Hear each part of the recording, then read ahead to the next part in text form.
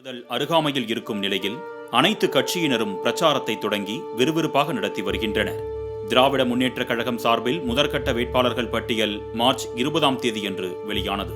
இதில் ஈரோடு மக்களவை தொகுதியில் திமுக சார்பில் KE பிரகாஷ் என்பவர் போட்டியிடுவதாக அதிகாரப்பூர்வமாக அறிவிக்கப்பட்டது. இதனையடுத்து மார்ச் 24ஆம் தேதியன்று மதிமுகவைச் சேர்ந்த கணேசமூர்த்தி MP பூச்சிக்கொல்லி மருந்தை குடித்து தற்கொலைக்கு முயன்றார். தற்பொழுது வரை MP பதவியில் உள்ளவர் திடீரென தற்கொலைக்கு முயன்ற சம்பவம் அரசியல் வட்டாரத்தில் பரபரப்பை ஏற்படுத்தியது. 1947ஆம் ஆண்டு ஜூன் 10ஆம் தேதியன்று பிறந்த கணேசமூர்த்தி சென்னை தியாகராயர் கல்லூரியில் BA பட்டம் பயின்றார். பின்னர் சட்ட படிப்பையும் முடித்தவருக்கு கல்லூரி பருவத்திலேயே வைகோவுடன் நட்பு அரும்பியது. திமுகவில் அடிப்படை உறுப்பினராக சேர்ந்த கணேசமூர்த்தி மாநில மாணவர் அணி இணை அமைப்பாளராக பொறுப்பு வகித்தார். திமுகவை உருவாக்கிய பேரறிஞர் அண்ணாவிடம் உரையாடும் அளவுக்கு நற்பெயர் பெற்றிருந்தார். 1984ஆம் ஆண்டு இந்திய அரசியல் சட்ட ஆட்சி மொழி பிரிவு போராட்டத்தில் கைதாகி சிறை சென்றவர் 1989ஆம் ஆண்டு மொடக்குறிச்சி சட்டமன்ற தேர்தலை சந்தித்து வெற்றி பெற்றார். பதவிக்கு வந்த 2 ஆண்டுகளில் தொகுதியில் 2 கால்நடை மருத்துவமனைகள், 3 ஆரம்ப சுகாதார நிலையங்கள், வேளாண் கிடங்கு என பல்வேறு அடிப்படை வசதிகளை தந்தார். இதனைத் தொடர்ந்து 1993ஆம் ஆண்டு திமுகவில் இருந்து வெளியேறிய வைகோ மறுமலர்ச்சி திராவிட முன்னேற்ற கழகத்தை தொடங்கிய நிலையில் அவருடன் முதல் ஆளாக சென்றவர் கணேசமூர்த்தி. வைகோவின் அரசியல் வரலாற்றில் முக்கியமான மைல்கல்லாய் விளங்கியது 2002ஆம் ஆண்டு. போடா சட்டத்தில் கைதான வைகோ சிறைக்கு சென்றபோது அவருடன் கணேசமூர்த்தியும் கைதாகி 555 நாட்கள் சிறைவாசம் அனுபவித்தார்.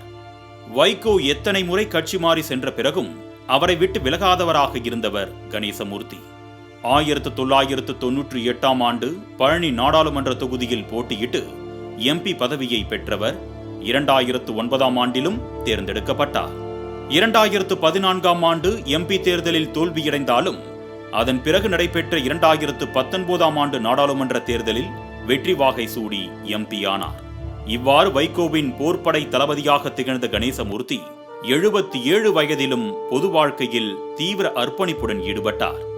இந்நிலையில் கடந்த 24ஆம் தேதியன்று வீட்டில் இருந்த கணேசமூர்த்தி தென்னை மரங்களுக்கு பயன்படுத்தப்படும் பூச்சிக்கொல்லி மருந்தை குடித்தார். அவரை மீட்ட உறவினர்கள் ஈரோட்டில் உள்ள தனியார் மருத்துவமனையில் அனுமதித்தனர்.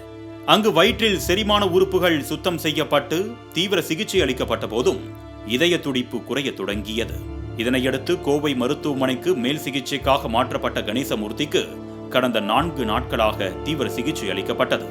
ஆனாலும் மார்ச் 28ஆம் தேதியன்று திடீரென இருதயம் செயலிழந்து போனதால் அதிகாலை 5:05 மணிக்கு கணேசமூர்த்தியின் உயிர் பிரிந்தது. MP கணேசமூர்த்தியின் மரணம் குறித்து மதிமுக பொதுச் செயலாளர் வைகோ உருக்கத்துடன் தன் வருத்தத்தை வெளிப்படுத்தினார். மேலும் அவரது மரணத்திற்கு முதலமைச்சர் MK ஸ்டாலின் மட்டுமல்லாமல் பல்வேறு அரசியல் கட்சி தலைவர்களும் தங்கள் இரங்கலை தெரிவித்தனர். நாடாளுமன்ற தேர்தலில் மதிமுகவுக்கு ஈரோடு தொகுதி கிடைக்காததால் அவர் மன உளைச்சலில் இருந்ததாக கூறப்படுகிறது.